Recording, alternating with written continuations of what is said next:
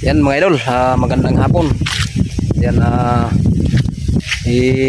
ko lang mga idol, pakita ko lang mga idol yung sitwasyon ng aming daanan mga idol no na inumpisa na po araw ng Lunes.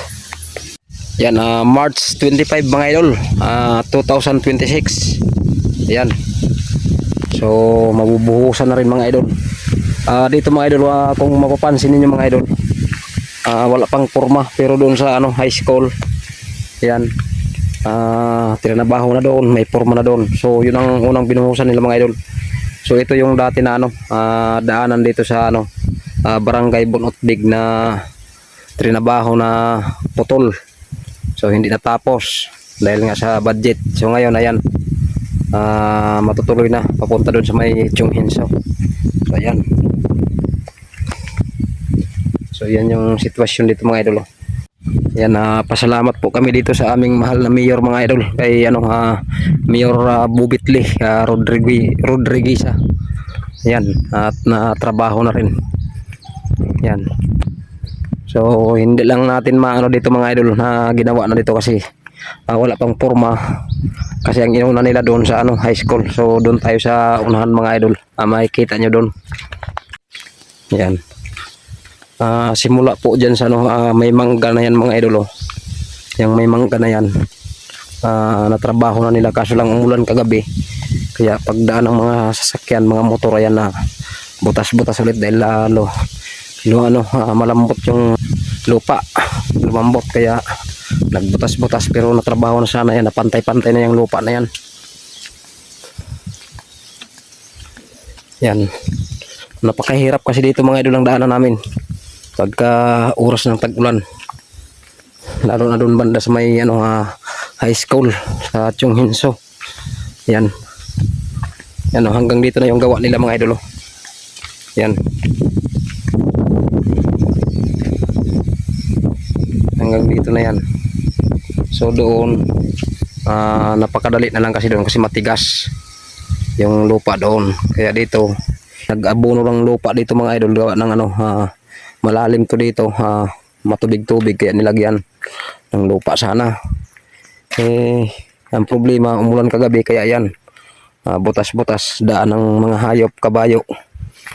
Yan, kaya butas-butas siya, tingnan. Yan, pero okay na yan, madali lang trabahoin nila. Yan.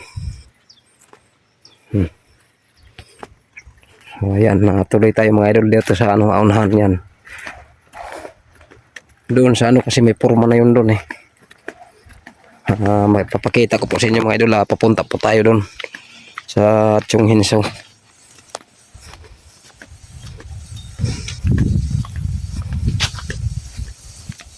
So ayan po mga idol,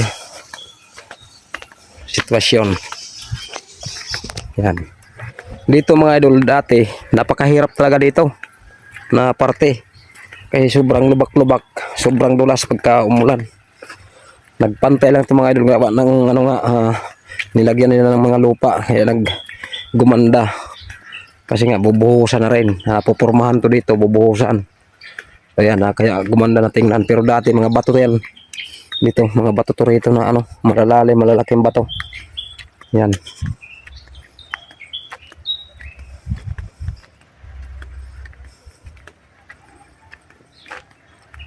Yan nag-umpisa na siguro magbuo sila mga idol.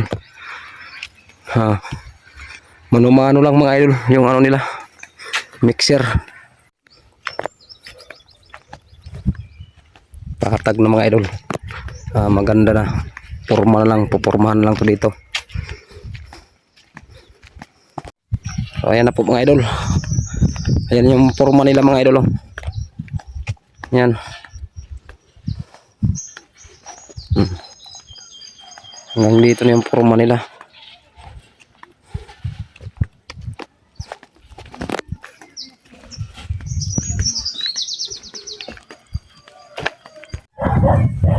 So ayan, nag-umpisa na mga idol sila. Yan, mano-manong trabaho lang.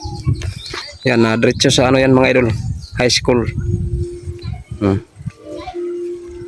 Yan. Yan ang high school mga idol. Yan yung gate na yan. Yan yung diretso. Gate na yan ang high school Chunghinso. Ayan, hanggang dito lang yung trabaho nila mga idol.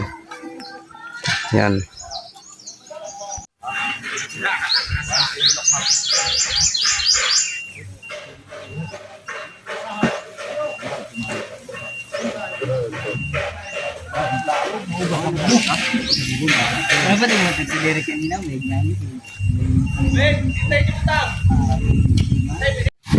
Yan mga idol, dito ang wala pa talaga mga idol.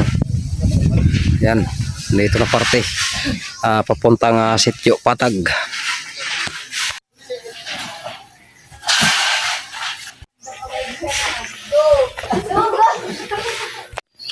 Yan mga idol, kung gaano kahirap yung daanan dito mga idol.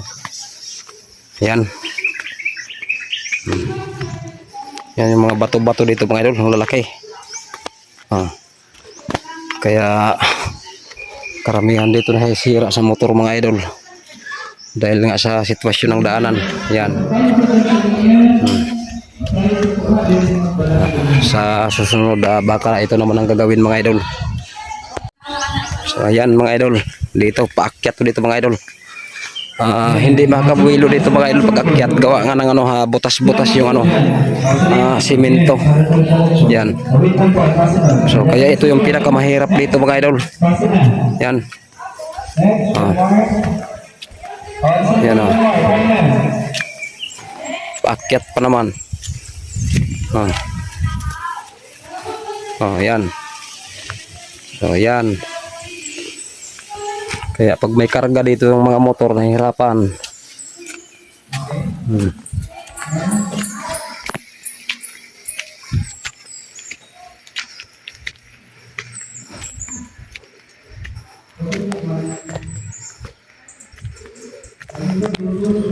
So ito namang mga idol, bago. Yan, gawa na namin yan. Ito.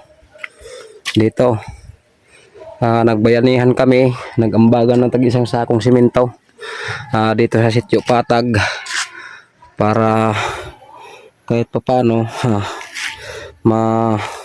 simento to rito, dahil napakahirap talaga to dito mga idol. Yan nakikita nyo yan yan, sobrang taas ng so kami lang nag dito trabaho, bayanihan, tapos ambaga ng simento. So yan yung pababa mga idol. Tingnan nyo, diba, taas. So yan ang sitwasyon dito sa Sitio Patag mga idol. Sana matrabaho din to dito. Yan.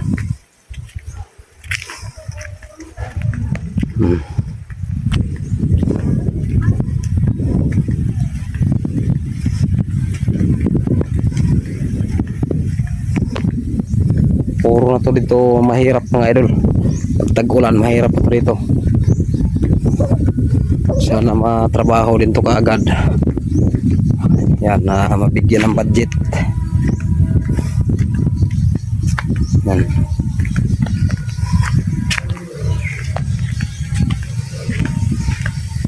Ito po yung area namin. Yan, pababa naman tayo mga idol.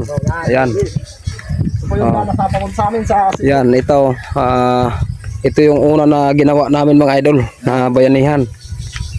So yan. Kaso lang pag tag-ulan talaga, sobrang hirap talaga dito mga idol.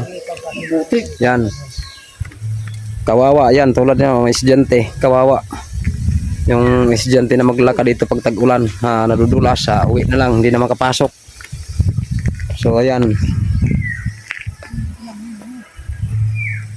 So bali tatlong kwanto dito mga idol, putol-putol na puro bayanihan to dito sa Sitio Patag. Yan. Yung doon maiksi lang doon. Ito yung sakit na ito yung pinaka mahaba na trabaho namin noon. Yan.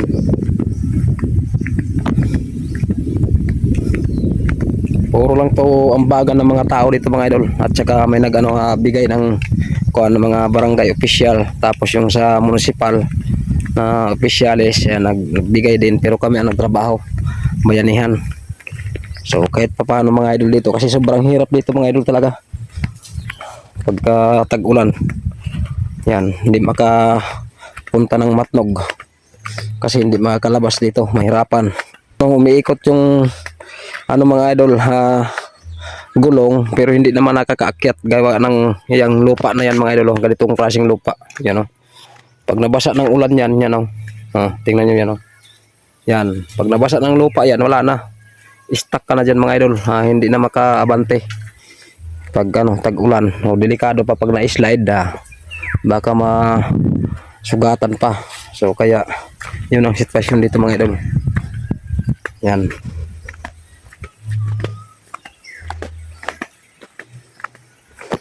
So kunti na lang sana mga idol, kahit ganito lang din kalaki na ano, kalapad na makadaan lang yung motor, okay na sana. Number 1 lang na ano sa mga bata mga idol, pagdaan ng mga bata papunta sa ano, elementary, sa school. Ayan, hindi na sila slide pagka nasimento na. So yan yung sitwasyon mga idol.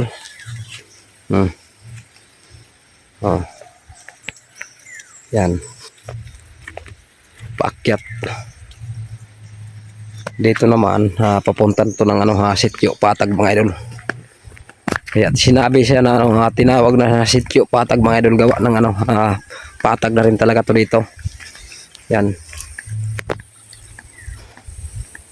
mga isda pa nagtatalon no, tilapia yata. So yan, patag na to rito.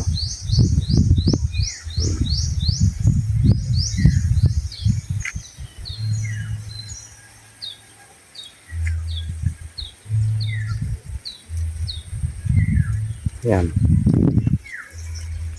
sa unahan na yan mga idol, kabahayan na yan dyan sa unahan. Yan, umpisa dito, kabahayan na yan papunta doon.